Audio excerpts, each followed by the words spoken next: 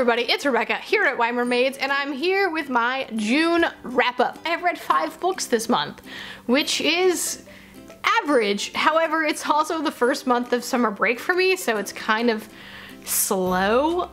But I also had a really big reading slump after I finished Mistborn, and that was pretty much the first 2 weeks of June. So I didn't really read much at all then. And then once summer break hit, I did read quite a bit. I read a lot in like the span of a week and a half, which is how I got 5 books. So anyway, I had an average rating of a 3.5. So it was an okay month of reading. Let's get into what I read. Starting off with the lowest rating is Belly Laughs by Jenny McCarthy. I read this one because, as you may know, I am like 5.5 months pregnant, and I was like, ooh, this is like a comic pregnancy book. Let me read this. This could be interesting. It was okay. I read it really quickly. I think I read it in like a day and a half or something. It didn't take me long. The chapters were like a page and a half or so. They were very, very, very short, and it felt very like a conversation she was having with you, but it also didn't really give me any insight I didn't already know. It wasn't funny, and I was kind of just like meh with the whole thing. So I gave it a 2.5. Next up, I picked up The Book of Essie by Meghan, MacLean, Weir. This was one of the Book of the Month picks for the month of June, which I was so close to getting. I debated it. I was like going back and forth, but I ended up being able to get it from the library, which ended up being the smart choice because I only gave it a 3. So the premise is really cool. Basically, it's about it's like one of those like 16 kids or 19 kids and counting type TV shows, and Essie is one of the children on the show. She's the youngest and she's 17, and her whole life she's grown up on camera, but she's pregnant. And this is not a spoiler because it's like it's the whole premise of the book is the fact that she's pregnant. It says it in the very first chapter. And so it's like her family, her mom essentially trying to figure out what to do about it, and also she's trying to kind of like escape the whole situation. So I was like, this is really intriguing. These shows really intrigue me in like a weird kind of way. So anyway, so I read this because I was like, yes. And then it just felt very like YA-ish, and just, I don't know, I just didn't really like it as much. I thought it had a lot of really great potential, and I never really grasped as much as I wanted to. I never felt like I really connected to the characters.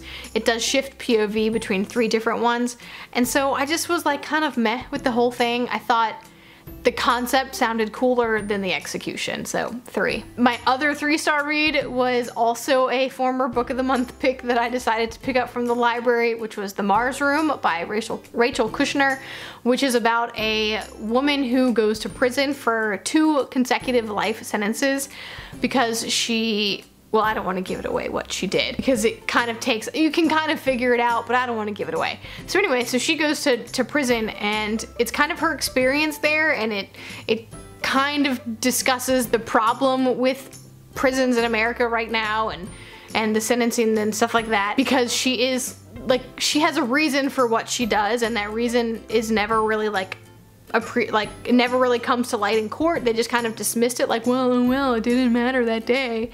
And so it's like it's unfair treatment of women, essentially. It doesn't follow just her perspective, like there were random chapters of other characters, but it's mostly her and her story. It's kind of like Orange is the New Black, but without Piper.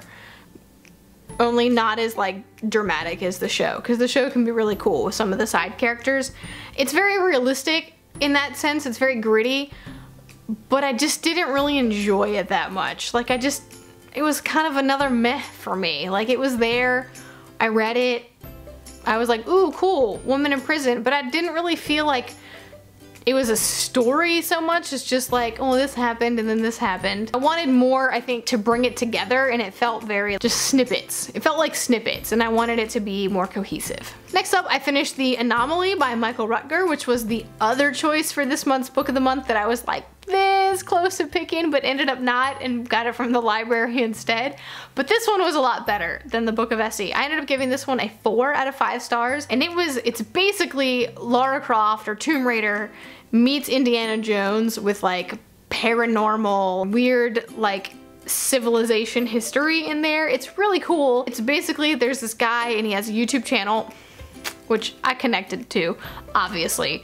And but his YouTube channel is about like finding the unknown and things like that, but it's not very successful in the sense that he never actually finds what he's looking for, but he kind of like poses questions. So anyway, he goes searching for this long lost cave in the middle of the Grand Canyon, and he ends up finding it, and you're like, what? They're all like, they don't know what to do with it. And then you find out though that there's some really creepy stuff happening inside this cave, essentially. So it's very much like a thriller, horror at times. Like, I was scared. I was reading it last night and I was like terrified. I had to put on like a cartoon to go to sleep because I kept thinking about it and being scared. The payoff is not quite as scary as the suspense that's built up in the middle of it, because I finished it this morning. And so the payoff isn't quite as much. You're like, okay, it's not quite as scary, but it's still really good. It keeps you on the edge of your seat. I read this in like 2 days, I think. I read through it really quickly, and it's a great summer like beach read, essentially. So if you like Indiana Jones or Tomb Raider, both of which are mentioned in the book in a kind of tongue-in-cheek way, then you would appreciate this book, as I did. So I gave it a 4, because some of the characterization was very stale and it didn't really feel like they were rounded, like well-rounded characters, but I liked the characters and I liked the story, so I gave it a 4. And finally, I'm ending out my wrap-up with my one 5-star read from the month, which was the first thing I read this month, which was Hamilton the Revolution, which is basically the behind-the-scenes story of Hamilton the musical. So of course it's a 5-star, because I, like so many other people, am Hamiltrash, and it's amazing. So it's basically just, it's Lin-Manuel Miranda, obviously, and Jeremy McCarter, and basically it's just like the story of how Hamilton came to be. But the cool thing is that there's the lyrics of each of the songs in there, and then Lin-Manuel Miranda actually like annotates the lyrics. So you find out a lot more about the songs and the lyrics and the writing process than you do from just listening to the musical, which is really cool, and I really appreciate it, and I feel like I know a lot more about it now, which is kind of the whole point, right?